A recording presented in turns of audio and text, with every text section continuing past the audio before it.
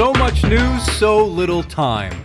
It is the Extra Bases podcast with Bristol and Booth. Actually, we have a lot of time because this is a podcast and we can go as long as we want, Jeremy. We can, and it usually flows, so I'm all for it. Yeah, so the big thing with the Houston Astros is Carlos Correa heading to the IL with a fractured rib due to a massage.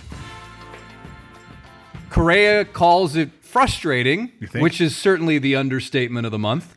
Frustrating. Cracked rib from a massage? What do the Astros do at this point? I mean, is now the time? He's going to be out a couple of months. I know Jeff Luhnow's hoping that all the horses will be back by the All-Star break. If you're in the front office and this happens, do you start to look externally for options at shortstop, thinking that not only will it help you in the short term, but come October, it could help you in the long term? What do you address first, though? Do you address the massage and the fractured rib and the athleticism that comes with a fracturing a rib during a massage, right? Or do you address the issues that this happens now with the ball club? Now, look, let's say this. Correa clearly didn't intend to have a fractured rib. No. I don't think anybody sets out to break their rib. But players, as we all know, some of them use treatment in-house, and pretty much all of them do treatment outside of the ballpark. They have their own people, which, you know, for hitting coaches, they go to people outside for their hitting. Why wouldn't they go outside for their and pitching guys too? Pitching. Yeah, there's one guy in the big leagues right now with the Astros who we know each other. Yeah. Let's get back to I got to dive into that a little. Okay. I got to dive because look, man, we have people like cut their finger on a water bucket. You know, we had people that stubbed their toe moving furniture. Well, Glenn Allen Hill, who I know is a friend of the Future Stars series, poor Glenn Allen Hill landed on the, at the time, DL because of a nightmare about spiders. Right, right. We have some odd and interesting injuries, and I guess we could say this will probably land Correa in the top 25 to top 50 to top 25 most bizarre injuries in Major League history. This one's pretty good. This is a pretty good one. Now, I don't know if this was a first-time masseuse. I don't know if this was at home. No, I'm serious. I'm serious. I'm trying to figure out what kind of masseuse. Like people have been cracking jokes on Twitter about this all day. Really? I'm so surprised. And I don't know what to say, man, because, again, you know, he didn't – well, I do know what to say. I'm trying to be nice about it. He didn't try to have this happen. But how do you end up with a fractured rib? How does that happen from somebody just trying to rub out a muscle kink? It might have been a little more pressure than necessary. Okay. So you tell me he can't handle pressure? No, I didn't say that at all. No, you're not saying that. No. Okay. Well, be that as it may, we're down for the count in a torso area. It's going to take, 4 to 6 weeks? 4 to 6 weeks. To rehab, and look, rightfully so, because the ribs are nothing to play with, okay? That midsection is a big part of everything you do, and it's going to be tough, you know? He probably has trouble breathing right now. He probably can't swing. Brand new one for me, okay? What does that do for the club? Well, Bregman's going to slide over and play short. Naturally. Okay? Gurriel now goes across the diamond to third base. Potentially. You've got... J.D. Davis is no longer here, so he's in New York. A.J. Reed is not an option. You've got Tyler White playing first base, who's not a long-term option now. You've got Bradley in left. You've got Reddick out there. You've got Marisnik now in center, and you may have Tony Kemp in there somewhere, whether it's second base or whether it's the outfield, because Altuve's down, right? So the lineup on Wednesday night, the first night that Correa's out, as we all know, Bregman at short, as you mentioned, Gurriel at third, White at first, Tony Kemp at second. So you've got a situation where this isn't the team you thought you were going to go to battle with. Now, look, we talked a couple different things about this, and one of them was the depth that the Astros had beyond the big league club. Like, I've been saying that for 2 years, okay? That there isn't a lot of depth behind the major league, behind the starters, the superstars in the club. Prospect depth or both? Okay, both. Because teams can have depth of those 4A guys. And I think the Astros have quite a bit of 4A. I don't disagree with that. I guess what I'm saying is you don't win championships with that. So if you have one guy playing or two guys playing or a bunch of help, you got Garrett Stubbs behind the plate to spell Chirinos. You've got Tyler White at first base, who is not the answer to carry a club. You've got Tony Kemp at second base, who's a good role player, and he's earned the right to be in the big leagues. He's definitely a big leaguer. But you can't carry him and White at the same time without Springer and Marisnick in the lineup. That's 3 outs. One of them by themselves isn't an out. 2 of them are going to hurt each other. 3 that's one time. That's an inning. That's an inning 3 times a game, right? So if you're looking at that, and it's no, hey, look, somebody's going to listen to this and say, Jeremy, you're killing Tony Kemp. I'm not killing Tony Kemp because I like him the best of the 3. I'm talking about with what's around you. If you have Mike Trout, who will be a topic later in this podcast, if you have Mike Trout in the lineup, he needs some protection somewhere. You can't just walk Mike Trout 4 times a game because you're not worried about who's behind him. Good players have to be around you. So what does this do for the club? It doesn't mean these guys are bad players. It means it's not a championship team without something in the lineup. They're missing Springer, Altuve, Correa. They're missing, dare I say it, Max Stassi. They got 2 starters in the rotation, 3 with Peacock in the rotation. We have some issues right now. Yeah, I like what you're saying, but you're missing the point. What's the Jeremy. point? The point is, it's not that this is the championship. We know this isn't a championship team. My rib hurts. Wait a minute. We don't need this. If you're an Astros fan, you're saying, I don't need this to be a championship team. What I need this to be is just get me through the next couple of months. Okay, so let's talk about. Can they do that? I think that this group, is it going to be pretty? No, but I think that they have enough of a lead in the division that I think that they will still be in first place by the time this is all said and done. And I think that is the best case scenario. So this talk of you saying, oh, it's going to be a championship team, it's not that. It's not. They're not. This isn't supposed to be a championship team. This is supposed to be a Band-Aid to get them to July and August. Okay, but time out. We got the Oakland A's who, before we started taping, we said, what, 10 in a row? They had a 10-game winning streak. Okay. Those guys get hot. And last year I was all out on the Oakland Athletics, and I had to apologize. I still do to David and Billy, but the reality is that we're in a situation with that club where that club can catch fire and play some pretty good baseball. The Rangers are who they are. The Mariners have overachieved early. They're who they are. You have the Astros, you have the A's, and you have the Angels, right? And at any given time, any of these clubs can beat up on the other, even just for a couple of games. And the Astros are going to play, and like the way it always bears out, it's a heavy divisional schedule, right? So we don't know without looking at the calendar. These guys can knock each other around for a while because that Astros team is very pedestrian. It's a very pedestrian club. No, I agree with that. You also have nagging injuries here. You have Altuve that's had a setback, right? You have Springer that's got a hamstring. You have Correa that's got a rib injury. 4 to 6 weeks, 4 to 6 weeks, 4 to 6 weeks. You have a couple of months here where you can lose position. Guys got to come back and get hot. Now, look, I still say they're going to run away with the division at the end of the year unless these guys have season-ending injuries. My concern has never been the offense. My concern has always been the pitching. So if I'm an Astros fan, yeah, I'm looking for a Band-Aid. But now is the time you can bring up Yordan Alvarez and plug him in at first base. I would agree with that. And watch what he's doing and let Kemp fill in at second and have Bregman and Gurriel. And then you've got the hottest prospect in baseball today, as it stands today. You've got a second baseman who can be a Band-Aid, right? You've got Reddick in right. You've got Bradley in left. And then you're not missing as many holes. You need another bat.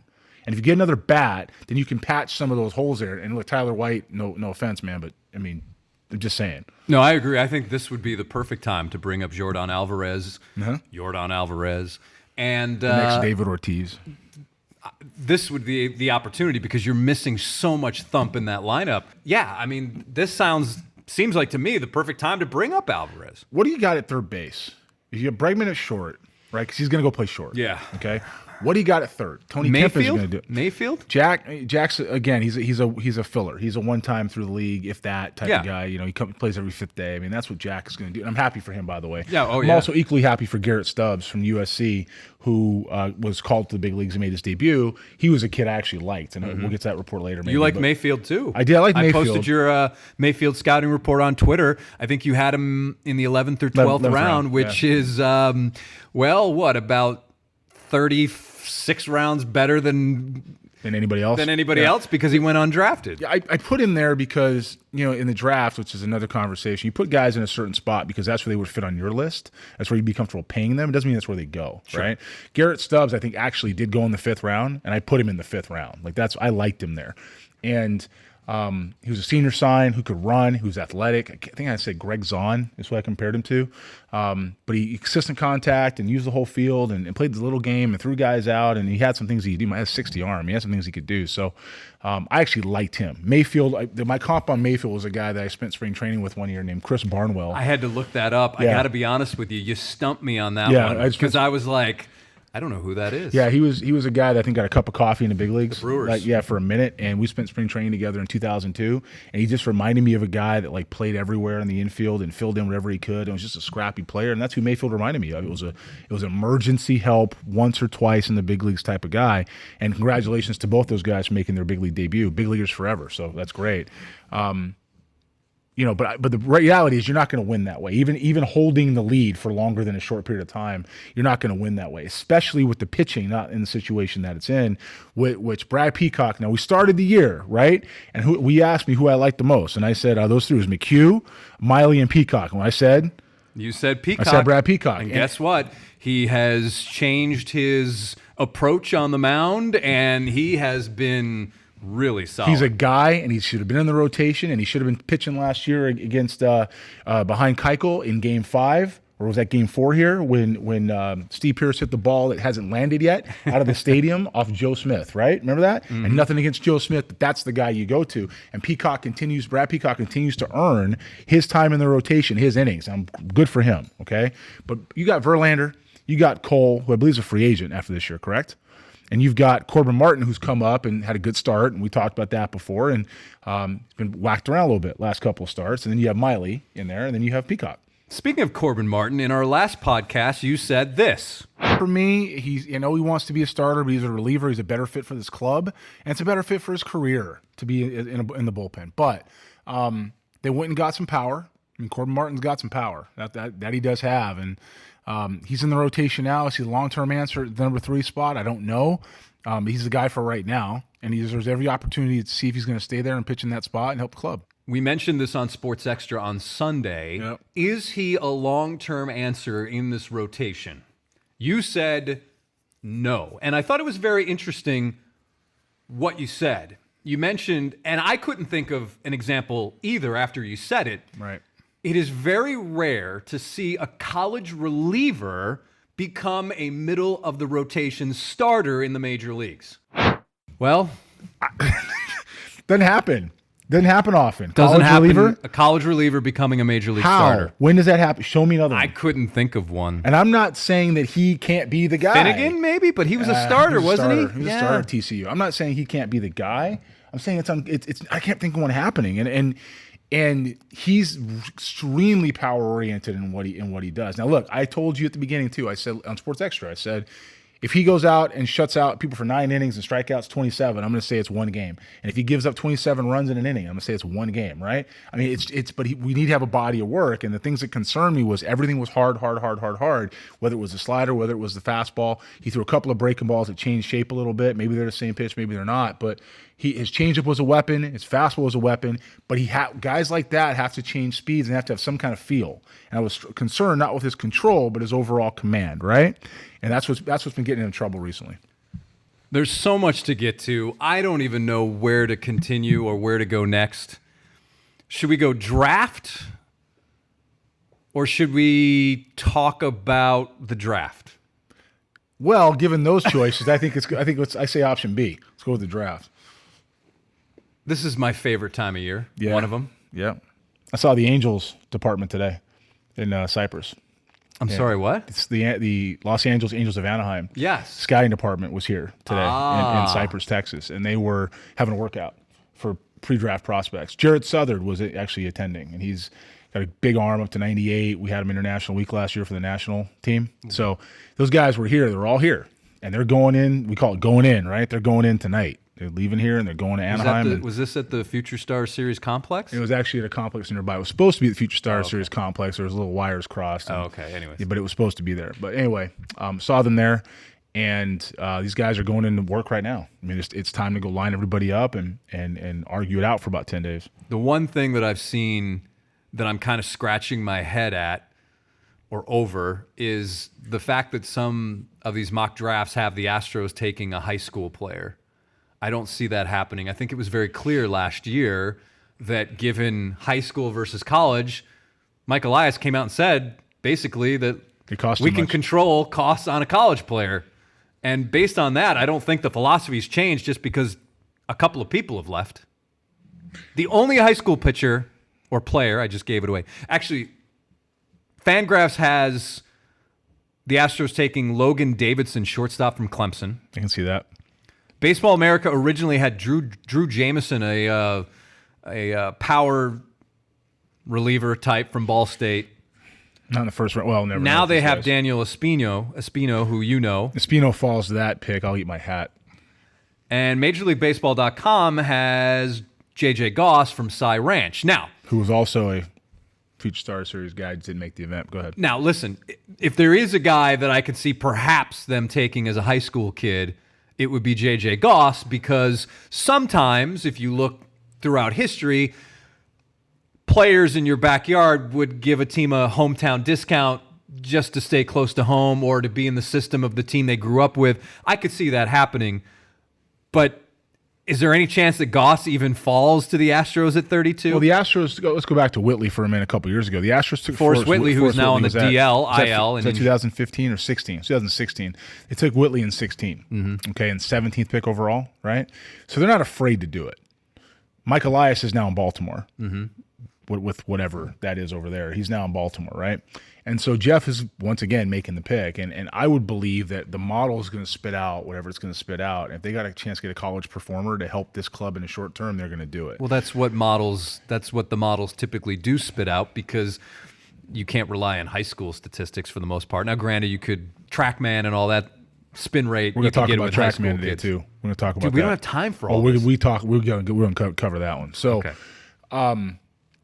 when it comes to the Astros pick, I don't think Espino or Goss is there at 32. I didn't think Naylor was going to be there at 29 either, and he was. And I was certain Seth Beer would be there at 28, whatever pick that was. But I didn't think those two guys will be there. I think Espino has some of the best pure stuff in the draft. And J.J. Goss, he's one of our partner programs from Hunter Pence, right? He's over at Cy Ranch.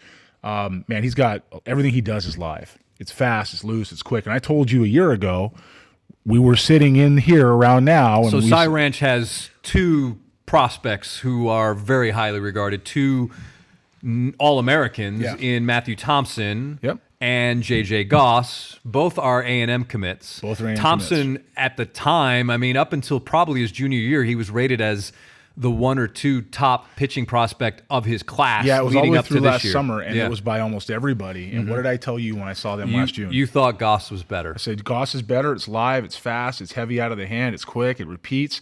It's a swing and miss slider. It's got a feel for a changeup, and the fastball just plays with you. It gets on you late. It's late life. It's in the hitting zone life. It's tough to lift, and it's everything you're looking for with his body and his projection as far as how he's going to survive as a starter, right? Plus the mound presence and the makeup, pretty good. He's had some things around him away from his coaches at Cy Ranch and Hunter Pence, Aaron Cunningham and Sean Danielson, and a great job with him, that have concerned me a little bit, to be honest with you. They've concerned me. Some of the advice he's gotten at times has been concerning. But I will tell you that JJ has done everything he can to put himself in a position and earned it with the help of the Cy Ranch staff and Aaron Cunningham, again, and Sean Danielson, to become what he's become today. He's got some serious ceiling. I don't think he's around at 32. He's somewhere around the 15 to 20 range for me. But again, high school right-handers in the draft, they get kind of funny. Espino's 100 miles an hour. And he pitches at 95, 96, and that's where he should sit. And it's a swing and miss breaking ball as well. And he's done it at every stop along the way you want to see them do it. He did it at area code games, he did it at East Coast Pro. He did it at our event. He did it at Perfect Game, All-American. He did it in Under Armour. He did it in the summer circuit for his team. And it was looking back on that kid's growth when I first saw him at 88 to 90 to where he is now, the work ethic, the makeup, I'll put that kid up against anybody. So why has he fallen in the minds of some evaluators? Because the history of right-handed pitchers who throw hard and the potential of blowing out that arm early on in your pro career? So to answer that, I'll give you an example. There's a kid named Anderson Espinoza. Okay. Padres have him. They traded for him from the Red Sox maybe a couple years ago. He's been hurt. Now, I was in the Dominican Republic with David Post in 2015, and this 17-year-old kid named Anderson Espinoza comes out for the Red Sox that day, and he's pitching against Team Canada. Okay. And it was some kind of filthy. It was 97, and it was a power breaking ball, and it was uncomfortable to even watch, let alone stand in against. And it was the highlight of my year. I looked at Posty, and you looked at me, and I was like, we got. And so, sure enough, San Diego trades for Anderson Espinoza, right? Not too much long later. So he gets hurt again. I sent Posty a text, and I was like, this was the best kid I saw all year that year. And he said, pitchers will break your heart. And that's what I would say about right-handed pitchers. Pitchers will break your heart. We have to remember that while you're in the draft, you're trying to get the best of something at every pick you get. There's always somebody else. And I keep using the Paul Goldschmidt analogy versus a Dustin Ackley from back in 2009. Dustin Ackley went 2, so he's the best hitter on the planet that year. Paul Goldschmidt went in the 8th round. How'd that work out? So there's always something else, right? So these guys are going to, and I understand with the history of high school right-handers, a kid like Espino and Goss would have gone in the first 10 picks maybe 15 years ago. Today, second half of the round, and probably so. Probably deservedly so is what I would say. I think Espino over Goss, just again because of the total domination, but Goss has a cleaner delivery, better arm action. Daniel is a little bit disjointed at times, but he gathers it on time, and everything comes through when it needs to be, and he's still the best right-handed pitcher in the country for me, college or high school. Because this podcast is located in the Houston area, it's worth noting that the area's top professional prospect, with at least ties to the area, is right-handed pitcher Jackson Rutledge, who spent this past season at San Jac. He originally went to Arkansas, Correct. then transferred to San Jac. He was supposed to go to Kentucky next. Yep. That ain't happening. That's not happening. I saw him. Because I had him on my radar gun at 97. So it's kind of a funny story because San Jac typically plays an exhibition game with the Sugarland Skeeters, right, as the Skeeters have their spring training, if you will, before the season.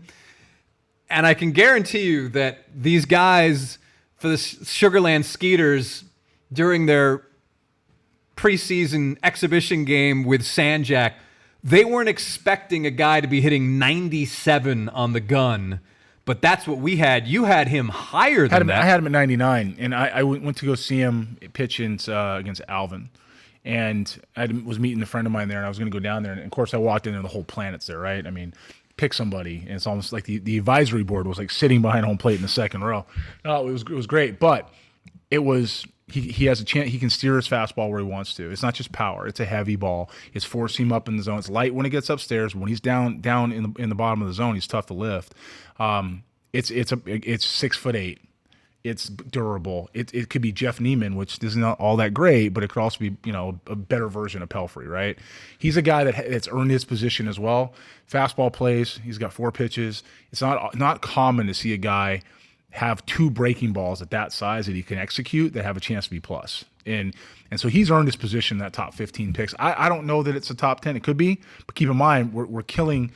I say killing in air quotes because that's what we say in baseball. We're killing them. We're killing Goss and Espino for being right-handed pitchers at 18, and we're pumping this guy up at 19 and saying we're going to take him and put him in the first 10 picks. So for me, we got to stay consistent with it. Pitchers will break your heart. If we're going to go just across the board, while Rutledge didn't pitch much at Arkansas, right? Some injury issues. Right? So he's 19 years old turning 20, or he's 20 right now turning 21. He's more 19, 20. These kids are 17 turning 18. It's not that big a difference. It's 1 year. And the kid did have injuries as a freshman. Not killing him. Completely buying into what I saw. He could go anywhere from 8 to 25. I think he goes in the top 10. He could. That's my prediction. He could. Do you have a comp for him? Oh, you just gave it to me. Sorry. Pelfrey and well, I mean, it's a better version of Pelfrey because this guy's a horse. But Jeff Neiman is the guy. I'm gonna do a little bit of a fearless prediction for the Astros draft. You got Spencer Henson, first baseman, Oral Roberts. I got nothing. I look at how much they love production and numbers. To me, Are they stat oriented, the Astros? here's a kid who raked at Oral Roberts in the Summit League. Yeah. Has not won the Triple Crown once, but twice. Yeah. And raked in the Alaska Summer League. Those are some massive ballparks in Alaska. I Is it know, I've historic? been there. Listen, man, I put this kid's numbers up against anybody. I'm just asking if it's historic. You tell me. Sounds pretty good to me. And here's what I don't understand, Jeremy. I don't see him on any. Well, I think I know why. I'll get to that in a second. I don't see him any top 250 draft lists. I don't see him in any top 500 draft lists. And it boggles my mind. That is not going to bother those guys. They're going to take who they want to take. I mean, it's an Here's impressive why. resume. Why? 6'2", 240, 235, 240. Gotten better. He's the body's a lot better. Who's the kid the A's took out of Alabama back when in the Moneyball draft in 2002 when they had all those first-round picks? Well, we're not selling jeans, Jeremy Brown. Here are the numbers this past year.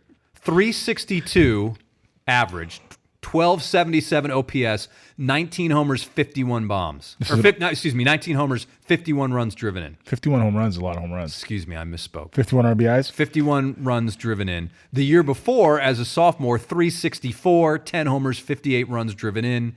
And in the summer, he led that Alaska Summer League with 7 homers. You know, here's something, a write-up, Baseball America. The lazy assumption is to see Henson's 6'2", 240-pound frame assume that he's just another bad-bodied first baseman. But scouts and coaches agree he is surprisingly athletic for a player his size, which is why he ranks so highly on this top prospects list. The reason why you don't take him there, not to interrupt you, is because you don't have to. It's not because he doesn't deserve to go there. He sounds like an Astros guy. Yeah, he doesn't does. But make no mistake, his bat will be what helps him advance as a pro, plus raw power, incredible bat speed, a great understanding of the strike zone, great bat control that allows him to spray the ball to all fields with authority. He was generally considered the toughest out in the league. Most think he'll be a first baseman at the next level, could play some third in a pinch. He'll need to watch his body, try to stay athletic so he doesn't become a bat-only prospect, but his future is bright. So Tell me that doesn't sound like an Astros draft pick. Is he a right-hand hitter? I don't remember. Okay. It's funny. Who wrote that? It might be Carlos, but I'm not sure. I don't have. Is it MLB.com? No, it's Baseball America. So, I mean, these guys are good writers. I know Carlos. You know, these guys are really good writers. When you're scouting, you don't use words like great and generally. He's a righty. So he's a right first baseman, 6'2", 240 with great offensive production and no ceiling other than his bat is a carrying tool. Yeah. Who's that remind you of? I know who it reminds me of. Who's that? Paul Goldschmidt. Could be. Goldie was 6'5". I was thinking more Tyler White. Tyler White, all right. So, I mean, you can, for every Goldschmidt, even if you get him and he's Goldie, it's the 8th round. I mean, so you don't have to take him there. Yeah. No, I'm not saying he's a first or second or third or fourth. I'm just saying he's an Astro. This guy sounds like an Astros draft pick, right? I think they'll take him. I give you right? that one. I'll go with you on that. It's funny, the Goldschmidt draft keeps coming up, twice, 3 times in this conversation tonight? Because there's an article on MLB.com. We mentioned Paul Goldschmidt and how he saved a club from passing on Mike Trout. Okay. And I haven't read the article. You haven't read the article? No. Yeah, it came out. It was about, it's on here somewhere. I'll send it to you later when we get done. But the point was, it was about Tommy Allison's, how Mike Trout slipped in the draft to 25. The Angels took Mike Trout 25th, Randall Grichuk 24th. And that year, there was a couple teams that had 2 picks in the first round. That was 2009. The Seattle Mariners had 2 picks in the first round. They had 2 and 27. They took Nick Franklin at 27 and Dustin Ackley at 2. The Anaheim Angels, again, had Randall Grichuk, took him 24, and Mike Trout at 25. The Arizona Diamondbacks had pick 16 and 17 back-to-back. They took A.J. Pollock at pick 17, who's turned out to be a pretty good player. And then they took Bobby Borchering at 16. Yeah, third baseman. Who never set foot in the big leagues. And the article came up about how Mike Trout was passed over because Tommy Allison, who's now the VP of scouting with the Mariners, didn't see him good the second time. Had great reports from his scouts, his area guys and his cross-checkers, and even a pro guy who had gone to the same high school. Had a lot of information on him. And it balanced out because they took Goldschmidt. But he passed on Trout because he took him early. He didn't see him good the second time. Went saw him once, loved it, was all in, didn't trust his guys the second time around. So you turn around, you get Goldschmidt in that draft. That's how good the later picks can be with guys like that. Now, you brought up Trackman earlier in the podcast, And Major League Baseball now is, I don't want to say distancing itself from Trackman. Why not? Okay, I'll say distancing itself from Trackman. What does this mean in the big picture now? Because so many teams have hired these people who are all in on Trackman, right? Oh, there's not just that. There's departments that have built their entire analytics formula on Trackman. Whoops. So let me go back to this, and I'll say this, okay? You're dealing with Doppler radar. You're dealing with technology. You're dealing with machines. This stuff isn't going to work 100% all the time, right? That's fine. And with Trackman and Flight Scope and anything like that, if it's a millimeter off that way or a quadrilometer over this way or whatever mathematical, sliver we're going to, it's off. It doesn't work. So, after all this stuff about Atlantic League's going to use Trackman, right? And this is going to, I was down at a bunch of complexes not too long ago, and they're all coming down. Things are coming down. Major League Baseball starting. They're literally taking them down. And at least Trackman has deals with clubs that have to go a little longer, right? They have the MLB deal, and then they have some individual deals with teams, all 30. Well, what's happening is that they're not getting all the data. In some cases, they're getting 50 to 55% of the balls in play or the pitches and batted ball contact and defensive metrics and things they're looking for that come with Trackman. How can you build a department or have anything reliable if you're getting half of it? Don't you need subjective evaluators to turn around and get that? Otherwise known as scouts. So this is where we fall into trouble here. So Major League Baseball, rightly and correctly, has gone away from something like that with the feedback of the clubs, and now they're going to something called Hawkeye, which is a field view system that is amazing technology, which is now what it's going to be. And somebody put it very well for me the other day. They said it perfectly. They said Trackman was the best of its time. That means it's over. And people already didn't trust Flight Scope, and Trackman use the same radar and the same systems. And I don't know why you didn't trust one, because I use Flight Scope and I didn't trust either one. I didn't trust either one when I got 14-year-olds being sold on TV for having exit velocities of 120 miles per hour. Are you kidding me? The best players in baseball have a hard time getting to that number. You're going to tell me the best athletes in the world aren't as good as 14-year-olds? Get off it. And so now you got to turn around. We got to turn around. We got these problems when it comes to Trackman. I'm not killing data, man. I'm a data head more than people think. We do in-game metrics. We do some cognitive testing. We do predictive numbers as opposed to raw data, which is just a component. We do cognitive testing. We do athletic assessments. We do a big picture of the player as far as how we tie that together and role building from a scouting side and subjective vision and the roadmap from the development side, because that's what development's supposed to do. But we're not basing all of our stuff at all on what a machine says. And clubs that are doing it right have gone away from this machine thing 100% because that is exactly that. It's technology. If it breaks, you have nothing left. And so for me, it was more than a little funny to watch that happen, because I've been saying for 3 years that stuff was wrong. And guess what? Oops. So the good clubs out there that are winning, I mean, Tampa Bay, I could have more respect not only for Tampa Bay because of their culture, but because of who their personnel is, how their model works. The Angels do it right as far as their models coming together and their people they have in place and what they're putting into the system. A lot of the Angels testing that they do is the testing we do. They get it. Like we're right here. I mean, they get it. And so, but it's analytic heavy because that's just information. You want information, but it doesn't discount what the scouts say.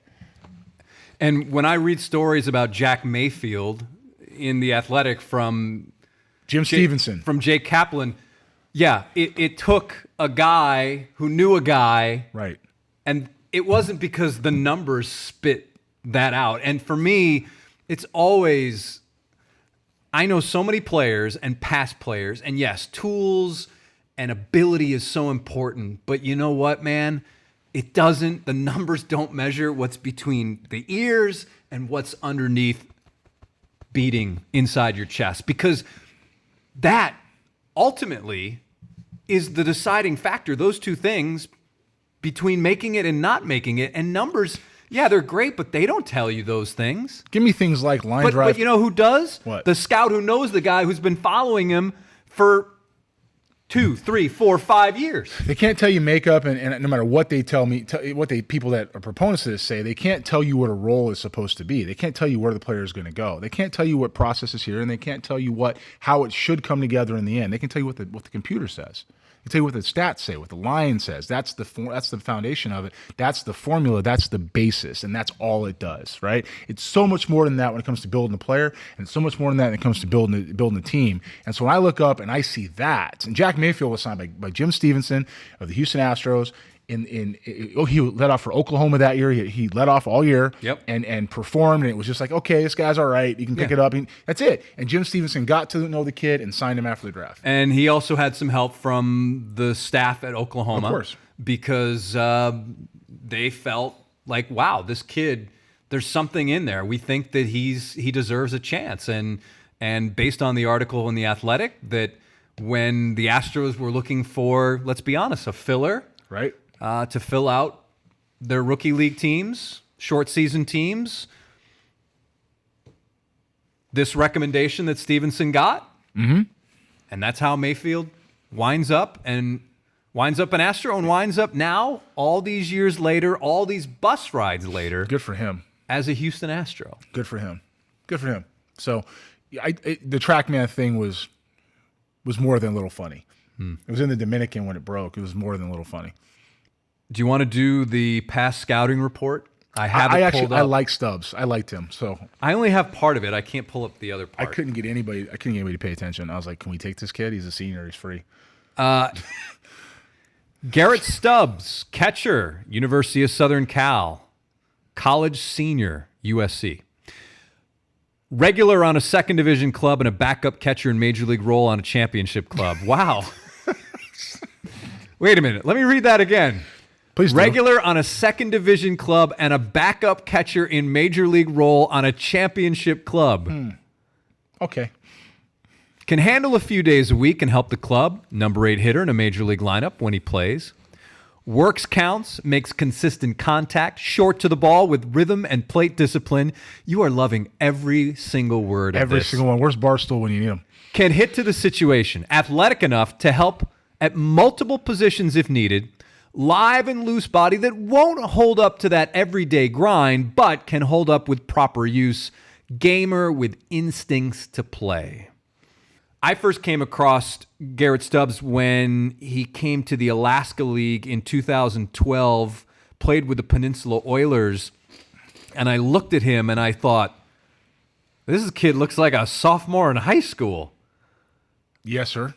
But man, he could play. He can play, but the body has always been the durability, right? Has been a hang-up. Who'd I compare Can him he? to? Do you have it? I don't have that part. So it's down there. What number is it? Oh, I got it on the list. Yeah, I'll get it. I liked him. Jeremy, talk, and I'll liked find him. it. Oh, I liked him. I saw them a lot that year. And he was a senior, and the draft as a senior. I'm like, what are we doing? I think he went in the 5th round, right? Something like and that. I was like, don't have it in front I had of him me. in the 5th round. I was like, can we take this guy? Like, he can do everything we want. He'll get through the system. He'll help you. He'll give you depth, his options, a trade chip, something to help you. Couldn't get anybody to pay attention. And I guess that was kind of like the story of my time over there. But the reality is he was pretty good. He's earned his way to the big leagues, and I couldn't be happier for him. You know, and also I had some pretty good insight into him because we had a good area scout named Ryan Holmes, who's a very good area scout with the Mariners and knows his players. And Gabe Alvarez is a former teammate of mine, was a recruiter. He still is a recruiter as of right now at USC. You know, and I got to know the kid. Ryan did a great job with him. And Southern California, where 20% of the big leagues comes from California, and we couldn't get this kid. Man, that was frustrating. Tim Anderson hurt. This was like, what are we doing? You kidding me? So it was, but nothing. Look, I wasn't making the pick. I'm not trying to ride anybody. They made the decision they made. I'm just saying this one was one of those ones you look up later, and he's going to help a team get back to the World Series. New Balance Future Stars Series, last year's International Week. Espino is the big gun. Kyron Paris. I saw Glenn Allen Hill Jr. Yep. I saw the kid from Canada. Desan Brown. Top 250, right? Desan Brown's going to go about the first 60 picks. Who else should we be looking for? Kyron Paris from Northern California. He'll go about the first 25 or 40 range. Aaron Roberts has been up to 95, 96. He's got a chance if somebody wants to take him. You've got Jared Southard, 3rd, 4th round, something like that, who, if he goes to Texas, will throw 98 to 100 miles an hour and pitch at 95, 96 with 2 breaking balls and go in the first 12 picks. So, you've got Brock Jones, who is not listed anywhere, but he's a 2-sport athlete. He's a very high ceiling athlete. He was compared to Lenny Dykstra. He's going to end up going to Stanford to play football and baseball. He's a Scott Boras advisee. He's going where? Stanford. Play football and baseball. Yeah, so he's not signing. And he's a Scott Boras advisee. Yeah. So that's not happening. You got Dylan Rosario out of Puerto Rico, who is one of the best shortstops in the country. You've got, who else do we have out of that? We got Cameron Meeks, who didn't make it to the National Week because he was tired at the time. He's up to 96 right now with a breaking ball. 6'5", kind of built like Taijuan Walker. He'll go second round, third round. He's just under the radar type of guy. Maybe they take him a little later, but he'll get paid a lot of money. It's going to be a good year again. It's going to be a good class. Baseball America's hot sheet. They come out each week with. Can I just say, I was really skeptical about Baseball America's new format. What's that? Monthly. Oh, that, yeah. I gotta admit, I like it. I think they've done a really nice job with their overhaul. I like it. I like the feel of the thing. I like everything they're packing in there. They've kept the obituaries. Right. But I noticed on their hot sheet, there was the top 10 or whatever hottest prospects in the game. Not the best, but the ones who are performing the best at this time. Sure. On the list was a guy that you liked, Chris Bubik. Oh, yeah. Had him in the second round out of high school. Pitchability left-hander, had a breaking ball and had command his fastball already. Projection velocity guy. Wouldn't be more than a 55 velocity guy, which today is more of an average based on the time. 91, 92. But it's going to miss bats and get guys out and soft contact. He's a starter for sure. All right, so, boy, we've hit a lot of stuff today. We're just getting going. We're in 42 minutes. Oof. All right. There's a lot to talk about. There is. All right, one last prediction on the draft. College or high school? For the Astros, yeah. And they pick 32? I'm going to say college. Yeah, college. Definitely college. Best player available on the board at that point, of course, right? Well, their board. Yes. I don't want to get into a whole... It is what it is. Yeah. It is what it is. But I think... look, Seth Beer's hitting in Double-A. He is. It's a long way from the big leagues, but he's hitting in Double-A. And I didn't say he couldn't hit. I said there was better ahead of him at that time, and that's what I said. So, look, he's going to play left-hand hitter, and, there was actually a joke that was made on he won Player of the Month or something. I want to say it was in high A ball. Okay. Won Player of the Month, and he was listed as an outfielder. And somebody said, "Why is Seth Beer still listed as an outfielder? Is it a joke?" So, look, I'm not going to kill the kid, and he's good for him. He's having success. He's been able to hit and drive the baseball for a long time. So, my understanding from talking to some people in the system, he's made some adjustments to be more of a pure hitter instead of all a power guy, and he's to be commended for that because he's going to need to do that to have success at the big league level. All right, I think that wraps it up. Hey, everybody, do us a favor. Share the podcast. Tell people about it. Leave us a review. Let us know what we're doing right, what would you like to hear more about. This is a good podcast. Yeah. We think so. Yeah, we have a lot of fun with it. So, all right. For Jeremy, I'm Jason. Thanks for listening and watching Extra Bases with Bristol and Booth.